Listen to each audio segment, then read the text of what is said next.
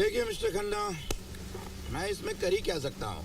या तो जुर्माना भरना पड़ेगा या जेल जाना पड़ेगा। योर ऑनर, जो जुर्माना होगा हम भर देंगे और जेल भेजने से कुछ हासिल नहीं होगा। बहुत ही बदतमीज और बिगड़ा हुआ लड़का है सर। झूठ बोलता है, घूस देने से कतराता नहीं, बड़ों की इज्जत नहीं करता और कायदा कानून तो जैसे उसके लिए है ही नहीं। गलती उससे जरूर हुई है योर ऑनर, पर उसे सजा की नहीं सुधारने की जरूरत है। हमें पता है उसे बिगाड़ने में हमारे लाड़ प्यार का हाथ है। हमने लाख कोशिश की मगर नाकामयाब रहे। अब आप ही कुछ कर सकते हैं। ये सब मेरे बस के बाहर की चीज है। देखिए, मुझे कानून के दायरे में रह के ही काम करना पड़ता है। आप उसे ऐसी कोई सजा दे सकते हैं जिससे उसे अपनी गलतियों का एहसास हो, उसे ये पता चले कि जिंदगी में बुराइयों के साथ अच्छाइयाँ भी होती हैं। Please your honour. देखिए, मैं कुछ नहीं कर सकता। प्लीज आप अंदर नहीं जा सकती। रुक जाइए। प्लीज मेरी बात सुनिए। चलिए बाहर चलिए। सर, पिछले 4 हफ्तों से मैं आपकी अपॉइंटमेंट लेने की कोशिश कर रही हूँ और आप हर बार मुझे टाल देते हैं। आज मैं यहाँ से नहीं जाने वाली। देखिए प्लीज, यहाँ लोग बैठे। Neha Sengupta from India times. Actually मैं इंडियन पीनल सिस्टम पे एक इवैल्यूएटरी आर्टिकल लिख रही हूँ। मुझे आपका ज्यादा वक्त नहीं चाहिए, सिर्फ 5 minute. Please listen to me. मेरा पहला सवाल, पिछले 25 सालों से आप इस कुर्सी पर बैठ के फैसले सुना रहे हैं, लेकिन आपने एक दिन भी ये सोचा कि आपके सुनाए गए फैसलों से गुनहगारों में परिवर्तन आ रहा है या नहीं? क्योंकि सजा का मतलब तो ये है कि आदमी अपने गुनाहों को महसूस करे। देखो, तुम अभी। हाँ, मुझे पता है, सब यही कहते हैं, हमारे हाथ बंधे हुए, हम कुछ नहीं कर सकते। राइट। मैं बैठ के कानून की किताब तो नहीं लिखता। मेरे मन में जो सजा है किसी को तो नहीं दे सकता, चाहे मुझे अच्छा लगे या बुरा। देखो, अभी आप जाइए। लेकिन नतीजा क्या सर? आज की तारीख में ऐसे लाखों केसेस हैं जिनकी सुनवाई नहीं हुई है। हजारों लोग जेल में पड़े बिना किसी मुकदमे के। कौन गौर करेगा इस सच्चाई पर? देखिए, मैं रोज 8 घंटे काम करता हूँ। पिछले 25 सालों में सिर्फ 10 मरतबा छुट्टी ली। एक जज कानून के दायरे में रहकर इससे ज्यादा और क्या कर सकता है? कुछ नहीं कर सकता। आप बहुत कुछ कर सकते हैं सर, लेकिन सवाल वही है कि आपको कुछ नया करना है। ये देखिए, अपनी रिसर्च के दौरान ये मेरे हाथ आया। अमेरिका में एक जज ने गुनहगार को जेल भेजने के बजाय 200 घंटे रास्ते साफ करने का काम दिया। सजा खत्म होते होते उसमें इतना बदलाव आ गया कि वो सारी दुनिया के लिए मिसाल बन गया। ये देखिए, प्रेसिडेंट बिल क्लिंटन ने खुद इस जज को सम्मानित किया है सर।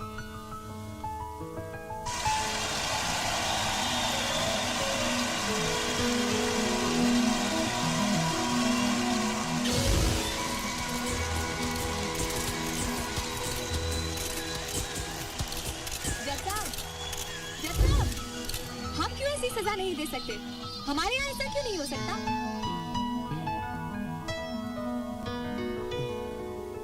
इस कुर्सी पर बैठकर पिछले 25 सालों में मैंने कई फैसले दिए हैं, पर आज का मेरा ये फैसला सजा नहीं, सबक है। आज जो मैं सजा सुनाने जा रहा हूं, वो इस देश के कानून का एक ऐसा पहलू है जिसे पिछले कई सालों में किसी भी जज ने इस्तेमाल ही नहीं किया।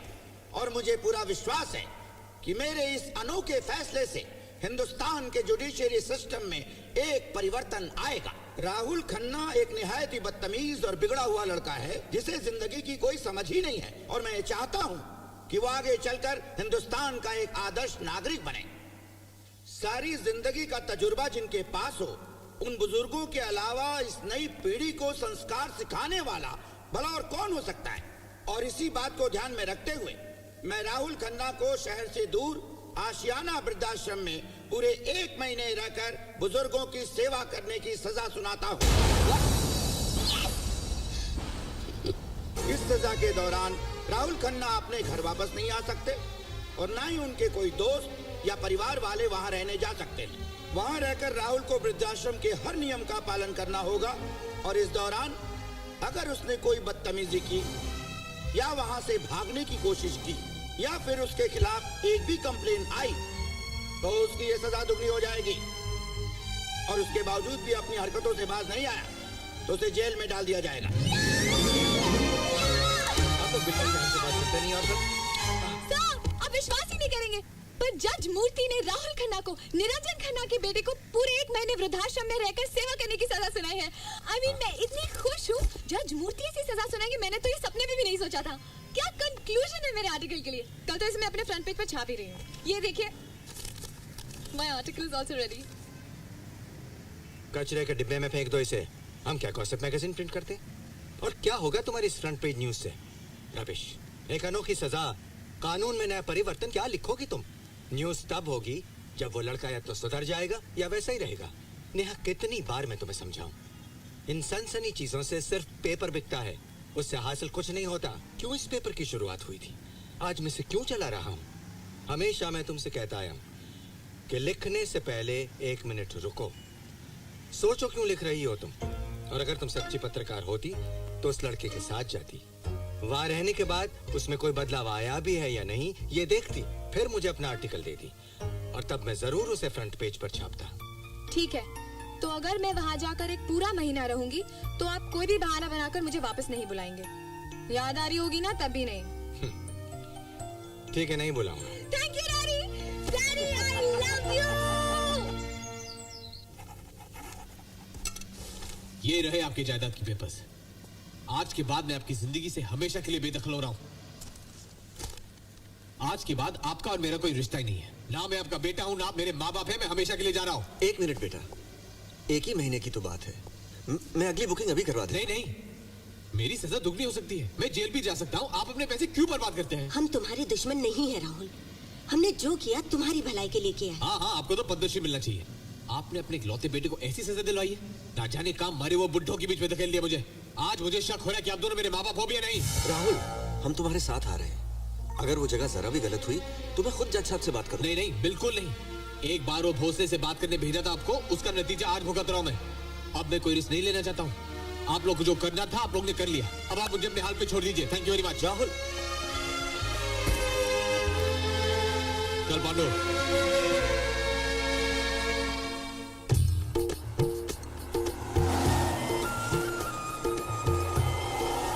भोसले साहब, मेरी बात सुनिए ना। देखिए, मैं यहीं से चला जाऊंगा, 1 महीना घूम के वापस आ जाऊंगा। उस जज को कुछ पता भी नहीं चलेगा। आप जो चाहे मांग लीजिए, मैं दे दूंगा, वो भी कैश में। देखिए प्लीज मेरी बात मान लीजिए। आप जानते नहीं वहाँ कैसे कैसे लोग होते हैं। वो बहुत बूढ़े होते हैं। नेहा, मुझे यहाँ से निकालो। देखो, तुम मुझे जानते भी नहीं हो, लेकिन तुम्हारी वजह से ना सिर्फ मेरी अमेरिका ट्रिप, लेकिन मेरा बर्थडे और मेरी सारी जिंदगी बर्बाद हो गई है। अब तुम ही मुझे इस झमेले से निकालो। You know, दोष तुम्हारा है और नहीं भी। अच्छा। हुआ ये है कि बचपन से तुम्हें सिर्फ लाड प्यार मिला है, इसलिए तुम्हें लगता है कि दुनिया तुम्हारे मुताबिक चलती है। अब अगर आगे चलकर यही हालत रहे ना, तो फिर तुम तो किसी काम के ही नहीं रहोगे, क्योंकि पैसे की तो तुम्हें जरूरत है नहीं। तो फिर अपनी जिंदगी किस नींव पर बनाओगे तुम? मेरे ख्याल से वहाँ जाकर तुम एक बेहतर इंसान तो बन ही जाओगे। Really? हाँ। हाँ, चलें। ये वृद्धाश्रम जहाँ हम जा रहे हैं, एसवी पंडित जी ने शुरू किया था। पंडित जी बहुत बड़े रईस थे, ब्रिटिश आर्मी में थे। रिटायर होने के बाद अपने दोस्तों के साथ यहाँ आकर रहने लगे। अकेले थे, ढेरों पैसा था। धीरे धीरे और लोग आके रहने लगे जिन्हें सहारे की जरूरत थी। पंडित जी ने एक कमाल का काम किया। मरने से पहले अपना सारा पैसा, बंगला, प्रॉपर्टी सब वृद्धाश्रम के नाम कर दिया। अब उनका एक सॉलिसिटर है, विक्रम सक्सेना, वो वहाँ की देखभाल करता है। नेहा, तुम भी वहाँ एक पूरा महीना रहोगी? हाँ। ओह, गुड।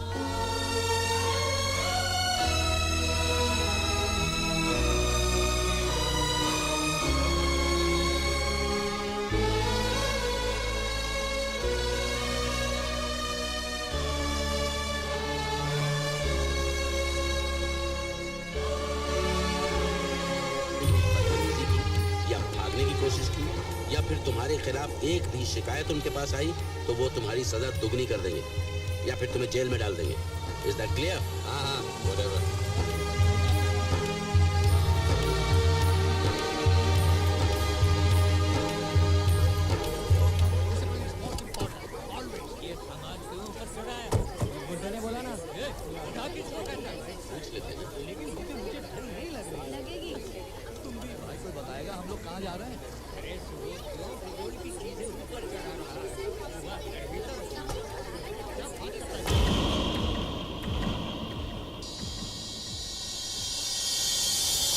एक्सक्यूज मी, मेरा हैट पकड़ा दीजिए प्लीज। मेरा हैट पकड़ा दीजिए।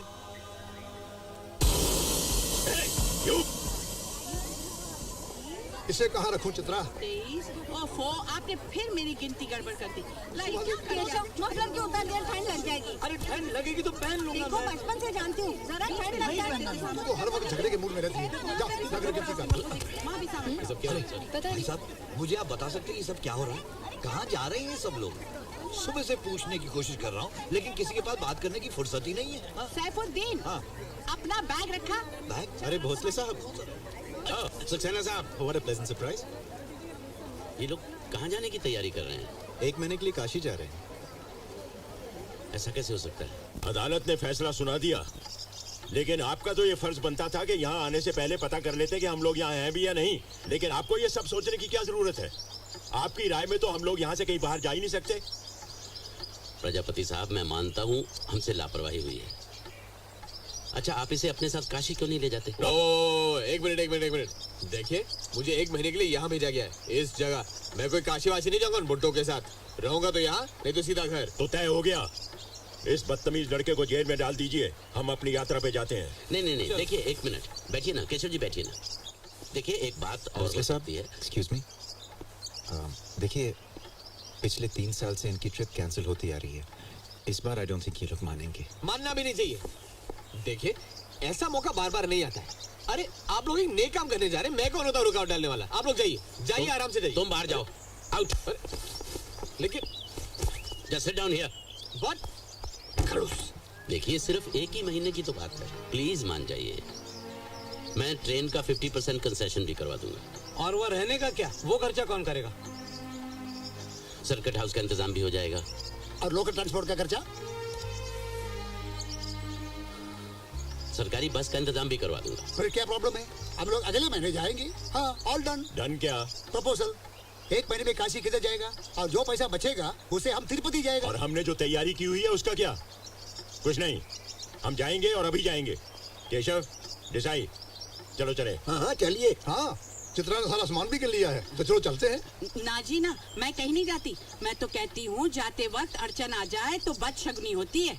अरे, मेरे बहन के ननन के देवर के ससुर जी ऐसे ही यात्रा पर जा रहे थे और किसी ने उन्हें टोक दिया तो वो रुक गए। और कमाल की बात ये है कि जब वो रुक गए तो जिस ट्रेन में वो जाने वाले थे उसका एक्सीडेंट हो गया। अब वो बच गए। मैं नहीं जाती, ये तो मेरे घर में ही हो चुका है। मैं नहीं जाती भाई। फिर तो नहीं जाना चाहिए। देखिए प्रजापति साहब, कोई मतलब है इस तरह से अपना प्लान बदलने का? अरे, कल का किसने देखा है? मैं तो जा रहा हूँ। और कौन कौन जा रहा है मेरे साथ? मैं।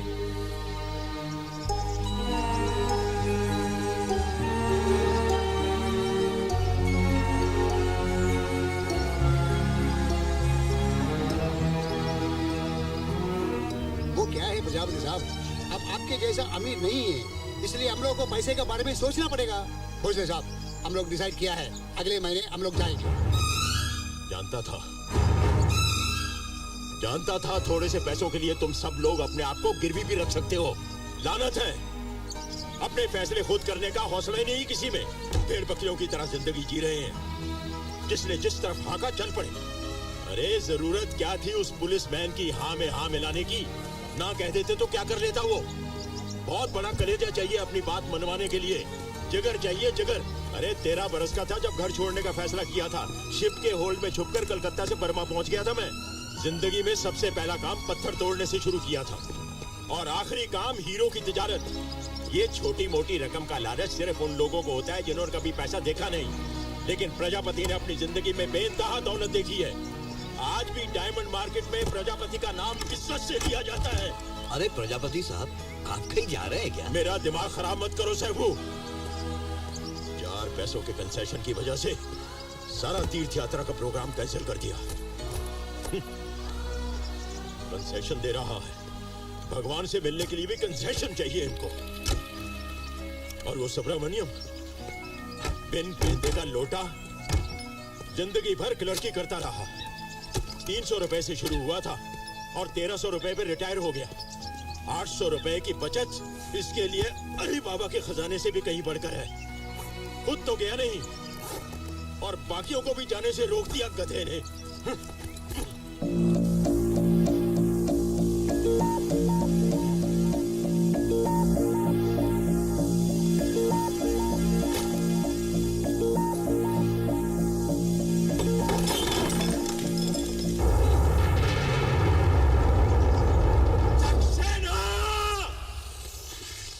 ये कमरा मेरा है और पंडित साहब ने खुद मुझे ये दिया था। जी हाँ, आप बिल्कुल सही कह रहे हैं, लेकिन बाकी सारे कमरों में 2-2 लोग रह रहे हैं। तो इसे बाहर बरामदे में रहने दो। ऐसा नहीं हो सकता, इसे यहीं रहना पड़ेगा। अगर आप भूल रहे हैं तो मैं आपको याद दिला दूं कि मैंने अपनी सारी जायदाद इस ट्रस्ट के नाम पर लिखी हुई है। लेकिन वो तो बात की बात है। तो क्या मरने से पहले अपनी सारी जायदाद दे दूं? नहीं, ऐसी और बात... बाकी उम्र रास्ते पे भीख मांगता फिरूं? प्रजापति जी, सिर्फ 1 ही महीने की तो बात है। राहुल यहीं रहेगा।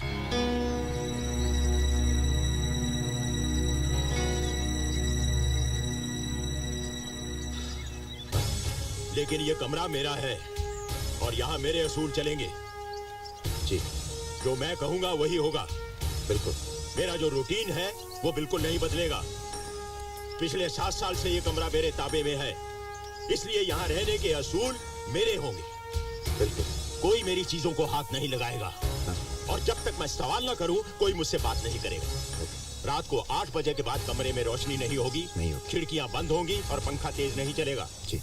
सोने से पहले मैं रेडियो पर हमेशा जयमाला सुनता हूँ, उसके बाद कोई म्यूजिक नहीं बजेगा। जी नहीं। और बाथरूम सुबह पहले मैं इस्तेमाल करूंगा। ओके? राहुल सुन लिया ना तुमने? हाँ हाँ सुन लिया। एक बात और, हाँ जी। इस कमरे में कोई भी नया रूल बनाने और तोड़ने का हक सिर्फ मुझे होगा। सुन लिया आपने? हिटलर चले गए, बटलर छोड़ गए। Shut up! You shut up. और बदतमीजी तो बिल्कुल बर्दाश्त नहीं करूंगा। Okay, all the best.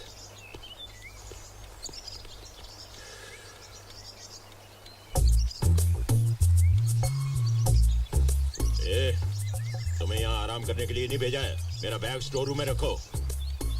What? मैंने कहा मेरा बैग उठाकर स्टोर रूम में रखो।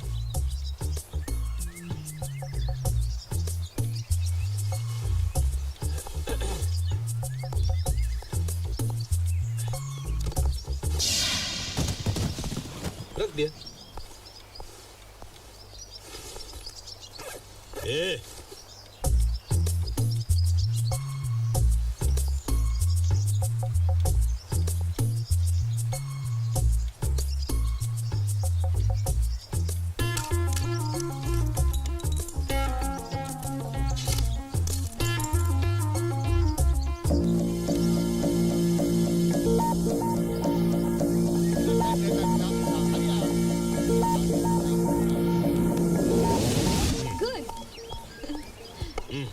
तुम्हारी चाल है।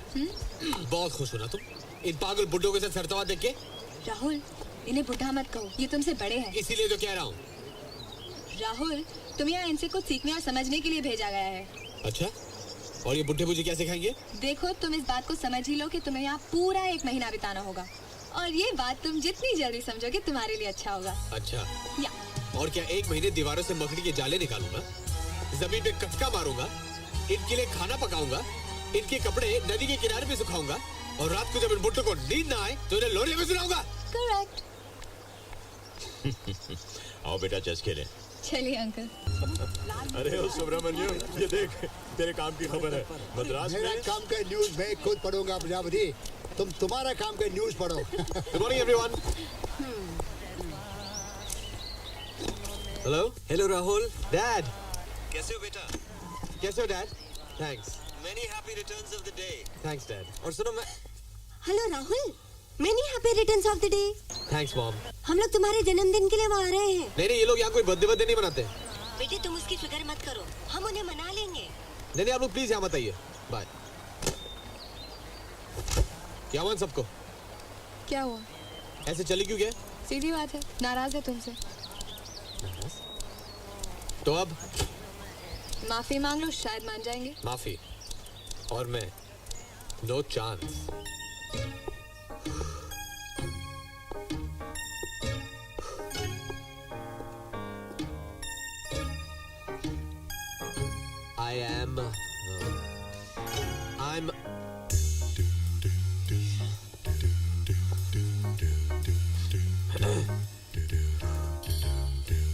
I'm deeply and sincerely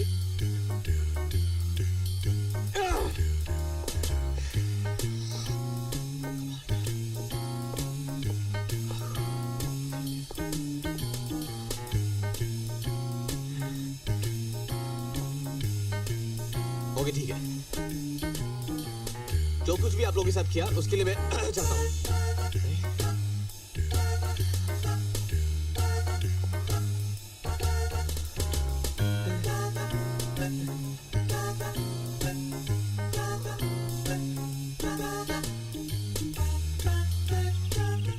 I'm sorry.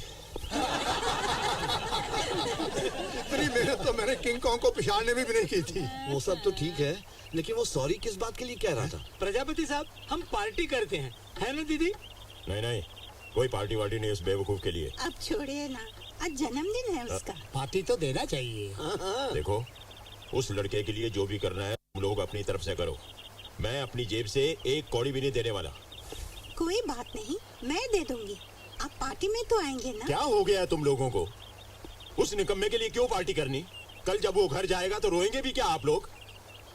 बस, कोई पार्टी वार्टी नहीं। ऐसे कैसे? वो यहाँ अकेला है, उसको जन्मदिन की पार्टी देना हमारा फर्ज बनता है। अरे ऐसी पार्टी देंगे वो जिंदगी भर याद रखेगा हमें। और आप अगर उसे पार्टी देंगे तो उसको भी समझ आ जाएगा कि माफी मांगने से कोई पहाड़ नहीं टूट पड़ता। कर लो जो करना है वो, पर मुझसे कोई उम्मीद मत रखना। मैं सिर्फ खाना खाने आऊंगा। कहाँ? कितना अच्छा लगता है जब ऐसा मौका आता है। टेबल पर हर चेहरे पे मुस्कुराहट, हर कोई खुश। लेकिन खुशियों को बुलाने के लिए बहानों की सीढ़ियां लगानी पड़ती हैं, क्योंकि वो खुद से कभी नहीं आती। प्रजापति साहब, आपका खत।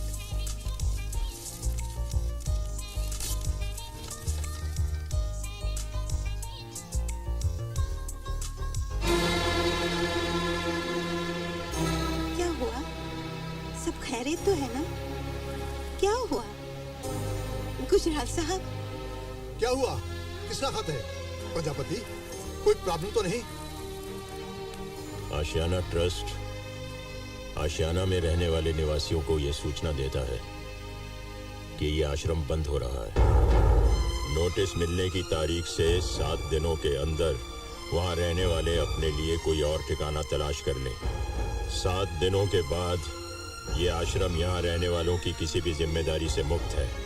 विक्रम सक्सेना, आशियाना ट्रस्ट। ऐसे कैसे हो सकता है? अब क्या करेंगे हम? सब एकदम रेडी है ना? Cake, candles and music. अरे वो आ रहा है, सब रेडी रखो, एकदम ready. Happy birthday to you, happy birthday to you, happy birthday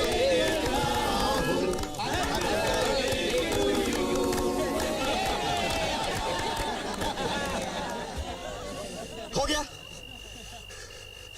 खुश? अब मैं जा सकता हूँ?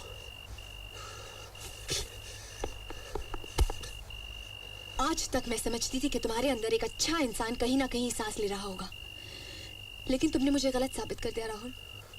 तुम तो एक खुदगर्ज इंसान हो जिसमें प्यार, जज्बात, एहसास नाम की तो कोई चीज ही नहीं है। जानते हो किन हालात में इन्होंने तुम्हें ये पार्टी दी है? ये हंसते रहे तुम्हें खुश रखने के लिए, ये गाते रहे तुम्हारा दिल बहलाने के लिए, और अब इन्हें ये नोटिस मिला है 7 दिन के अंदर इन्हें इस जगह से निकल जाना है, हमेशा के लिए। क्या? अगले 7 दिन में? हाँ।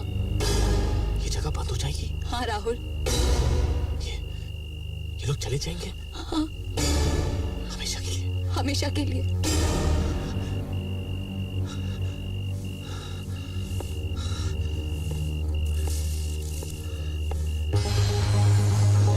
अब समझ में आया कि वो हमें काशी क्यों भेज रहा था। हम लोग जब तक वहाँ से वापस आते ये सब तोड़ फोड़ के रख देता। उसने सोचा होगा बुड्ढे हैं सब, चले जाएंगे चुपचाप। उसको क्या पता किससे पाला पड़ा है उसका।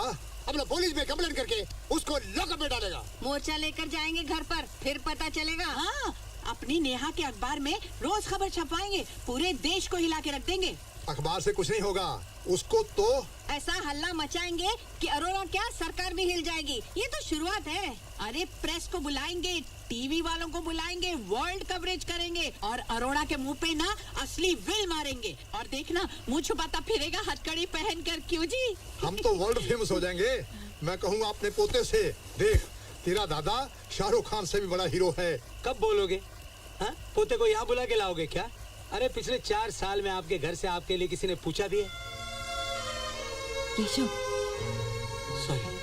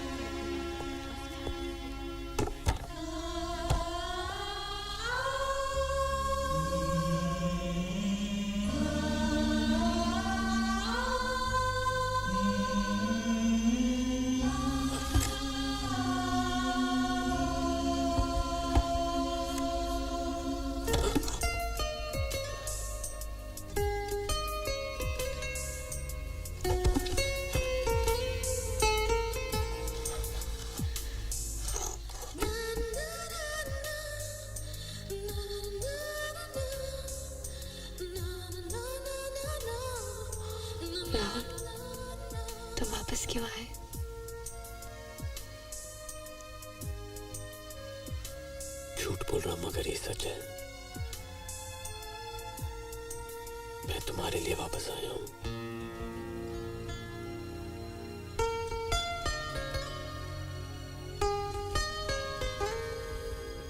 पंडित साहब की असली वसीयत के मुताबिक आशियाना वृद्ध आश्रम आशियाना ट्रस्ट की जागीर है। सक्सेना ने असली वसीयतनामा तो कहीं गायब कर दिया है और नकली कागजात बनाकर वो जगह आपको बेच दी है। हम आपको ये बताने आए हैं कि आप वो जगह तोड़ नहीं सकते। देखो मिस्टर, अगर ऐसा था तो आपको पुलिस स्टेशन जाना था, ये अदालत के दरवाजे खटखटाने थे। अब मेरे कान खा के आपको क्या मिलेगा? अब मैं क्या तुम लोगों से सीखूंगा कि मुझे कौन सी जगह खरीदनी चाहिए, कौन सी बिल्डिंग खड़ी करनी चाहिए? है? उस आश्रम को तोड़कर आप इतने सारे लोगों को बेआसरा क्यों कर रहे हैं? मिस्टर अरोड़ा, होटल बनाने के लिए आपको और बहुत सी जगह मिल जाएगी। देखो मैडम, सजेशन लेने की मेरी आदत नहीं है, उस प्रॉपर्टी को तो मैं तोड़ूंगा। आप ऐसा नहीं कर सकते। कौन रोकेगा मुझे? कौन? मैं। ये रहा कोर्ट का स्टे ऑर्डर। अब 7 दिनों तक उसे तोड़ना तो क्या, आप आशियाना के आसपास भी नहीं जा सकते। कौन है ये? एडवोकेट नंदिनी खन्ना। प्रैक्टिस इसलिए छोड़ रखी थी क्योंकि लड़ने लायक कोई मुकदमा ही नहीं मिला था। अब मिल गया है। हमने कोर्ट में यह मुकदमा दायर किया है कि सक्सेना की पेश की हुई वसीयत झूठी थी। अब झूठ और सच का फैसला होने में 7 दिन भी लग सकते हैं या 60 साल भी। Be prepared for that. चलिए।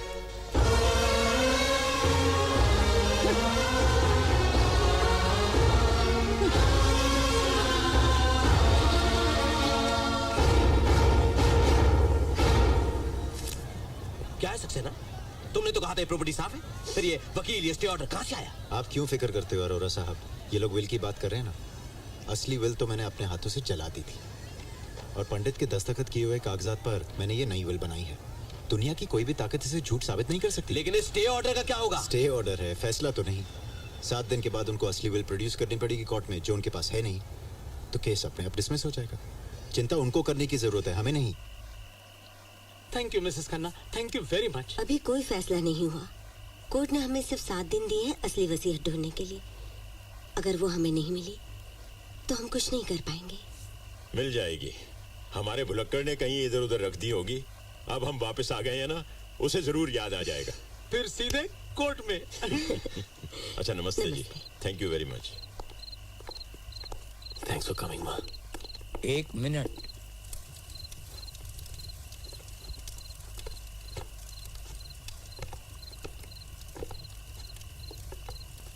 बेटी, तुम वकील हो ना? जी। तो फिर एक बात बताओ, क्या अपने देश में ऐसा कोई कानून नहीं जो बूढ़े माँ बाप को अपने घर से निकालने से रोक सके? जी, अभी तक तो नहीं है। पर होना चाहिए, होना चाहिए।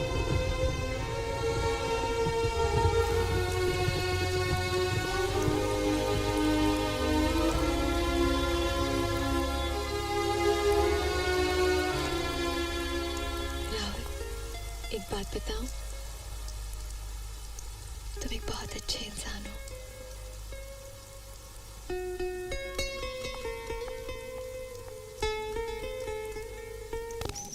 पर आंटी, इसमें तो कुछ भी नहीं होना चाहिए। इसमें भी पुराने बिजली के बिल हैं, बस ये कहा है।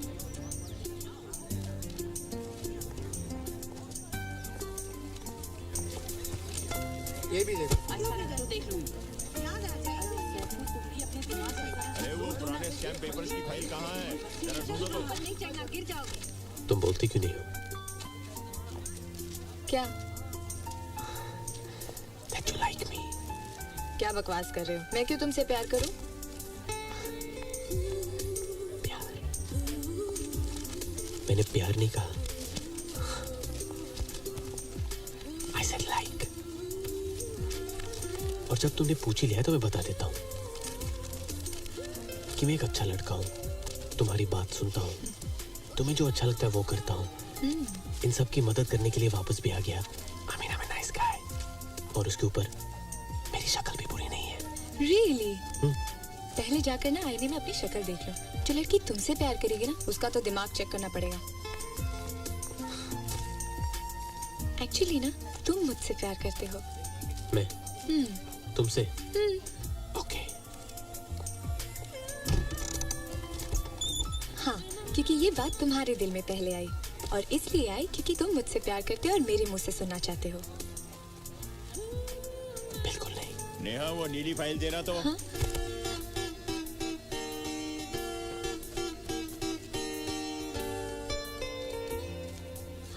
वो क्या है ना, मेरे पापा के दादाजी ने 1910 में ये पेपर शुरू किया था। वो एक फ्रीडम फाइटर थे। जानते हो मेरे पापा ऑक्सफोर्ड में पढ़े, अगले साल मैं भी जाकर वहाँ पढ़ने वाली हूँ। अब तो हमारा खुद का प्रेस है तो जाहिर है मुझे ही संभालना पड़ेगा। मेरे